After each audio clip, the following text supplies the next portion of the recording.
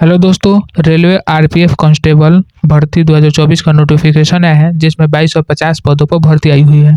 तो चलिए योग्यता, सैलरी एवं सिलेबस के बारे में नोटिफिकेशन में देखते हैं।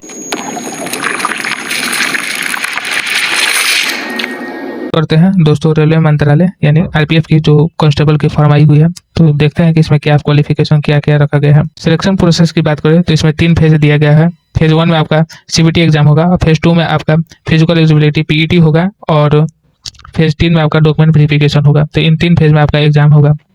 एलिजिबिलिटी की बात करें तो एलिजिबिलिटी में आपको सब इंस्पेक्टर के लिए बोला गया है कि आपको कोई भी यूनिवर्सिटी से ग्रेजुएशन पास होनी चाहिए और मिनिमम एज आपको 20 साल और मैक्सिमम 25 साल रखा गया है। और कांस्टेबल के लिए आपको 10 पास होना चाहिए और मिनिमम इसमें एज 18 साल और मैक्सिमम 25 साल रखा गया है। तो आप ये देख लीजिएगा। और इसमें छूट की बात करें एज की तो SC/ST के लिए 5 साल, फिर ओबीसी के लिए 3 साल रखा गया है छूट की। फिजिकल मेजरमेंट की बात करें तो ओबीसी और एसटी, ओबीसी के लिए आपको यहाँ पे देखने को मिलेगा मेल में 165 और अन्य रिजर्व के लिए 165 हाइट होनी चाहिए और SC/ST के लिए 160। जबकि मेल के लिए ओबीसी अगर जो अन्य रिजर्व में आते हैं ओबीसी में आते हैं तो 157 और SC/ST के लिए 152 है। और चेस्ट में आपको 80 से 85 फुलाना है, जबकि SC/ST के लिए 76.2 से 81.2 रखा गया है। जो आपका फेज 1 होगा वो कंप्यूटर बेस्ड यानी सीबीटी एग्जाम होगा, जिसमें क्या सब इंस्पेक्टर के लिए भरेंगे तो वो 90 मिनट का एग्जाम होगा, जिसमें 120 क्वेश्चन पूछेगा और जिसमें 50 मैथ का, 50 जीके जीएस का, 35 मैथ का और 35 रीजनिंग का होगा। अगर जो कांस्टेबल के लिए भरेंगे तो वो भी 90 मिनट का होगा, जिसमें 120 क्वेश्चन पूछेगा, 50 जनरल अवेयरनेस का, 35 मैथ का और 35 रीजनिंग का। तो आप लोग देख लीजिएगा।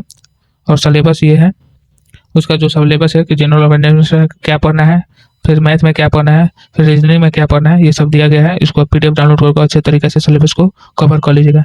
फेज 2 में आपका फिजिकल इंटीग्रेंट होना यानी पीईटी होगा, फिजिकल एलिजिबिलिटी टेस्ट होगा, मेडिकल होगा और बाकी सब कैटेगरी होगा।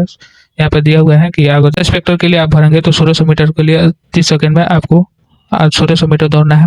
1600 मीटर 6 मिनट 30 सेकंड में दौड़ना है। और फीमेल के लिए 4 मिनट में 800 मीटर है। लॉन्ग जंप की बात करें तो मेल के लिए 18 फीट है और फीमेल के लिए 9 फीट है। जबकि हाई जंप की बात करें तो मेल के 9 फीट 9 इंच है, 3 फीट 9 इंच है, जबकि सब इंस्पेक्टर के लिए 3 फीट है, सब फीमेल के लिए 3 फीट है।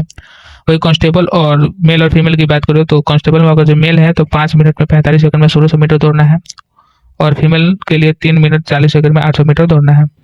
और लॉन्ग जंप की बात करें तो 24 फीट है मेल के लिए और 9 फीट है फीमेल के लिए।